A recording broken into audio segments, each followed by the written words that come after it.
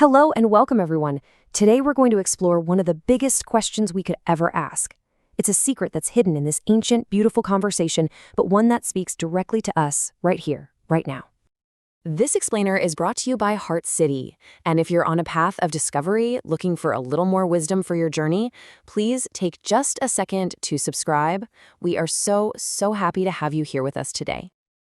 Okay, let's just dive right in. I want you to really sit with this question for a moment. Just let it sink in, because this isn't just some nice-sounding poetry. This, according to one of the world's most sacred texts, is the absolute truth of who you are.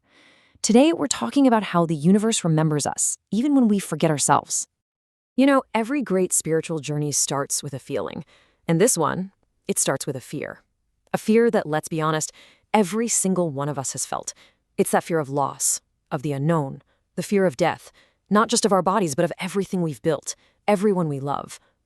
The great warrior Arjuna, he's standing on a battlefield, and he is just paralyzed by this exact same fear.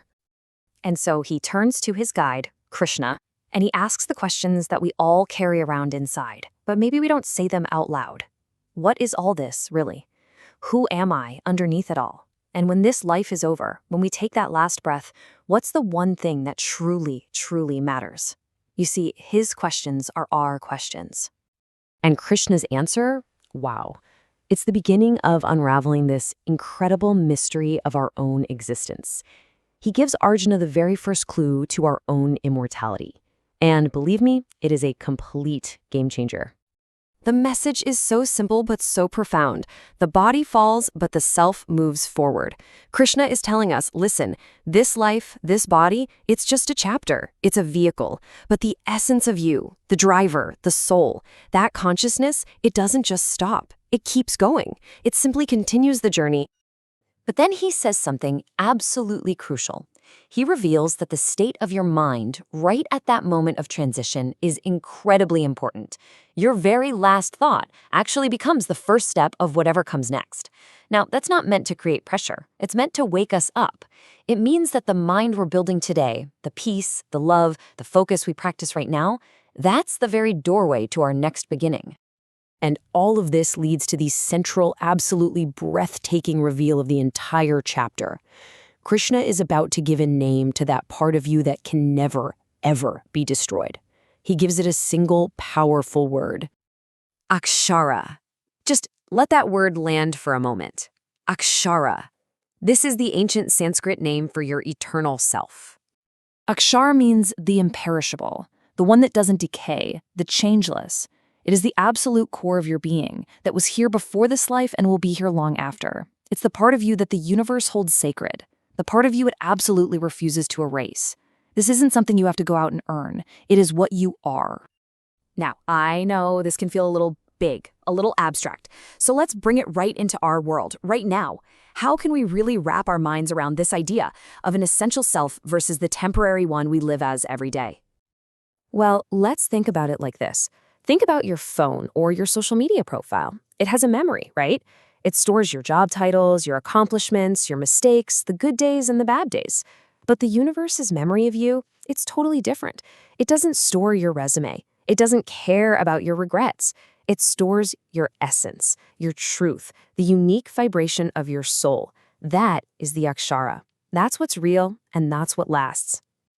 So, if this imperishable self is who we really are, then how are we supposed to live in a way that honors that? How do we make sure our last thought is one of peace and connection? Well, Krishna gives the most beautiful and practical advice you could ever imagine. He says, remember me. Remember that divine source, that eternal reality in everything you do. When you're working, when you're resting, when you're happy, when you're sad. Just make your whole life an act of remembrance. And then comes the ultimate promise, the deep reassurance our souls have been longing to hear. If you spend your life remembering the divine, then at that final crucial moment, the divine will remember you. You will be guided home. And to help you bring this into your life, here are two really powerful tools. The mantra, Om Shri Ram, Jai Ram, Jai Jai Ram, it's a celebration of that pure self, a vibration that just helps dissolve fear. And the switch word, Soul Pure Safe. You can repeat that in moments of anxiety to instantly connect with that feeling of inner safety and divine protection. I really encourage you to try them out and just see how they feel for you. Now, I would love to hear from you. We've talked about some pretty deep things. Was there one idea in particular, the imperishable soul, the power of the last thought, the universe's memory, that really stood out to you? Please share it in the comments below. And let's open up this conversation even more. What's your personal belief? Do you feel that there's a part of us that lives on? I am genuinely curious to read all of your perspectives. So let's have a really respectful and open discussion about it. If this exploration of the imperishable soul meant something to you, please support our channel by giving this a like, sharing it with someone who might need to hear this message, and comment with that powerful word Akshara, just to affirm this truth. And of course, if you haven't yet, please subscribe to Heart City for more explainers just like this one. Thank you so much for joining me on this journey today. And please stay tuned, because in our next explainer, Krishna reveals something truly mind-blowing, the cosmic map of the soul's journey. We're going to explore where we come from and the different paths we can take to where we're going. You are not going to want to miss it.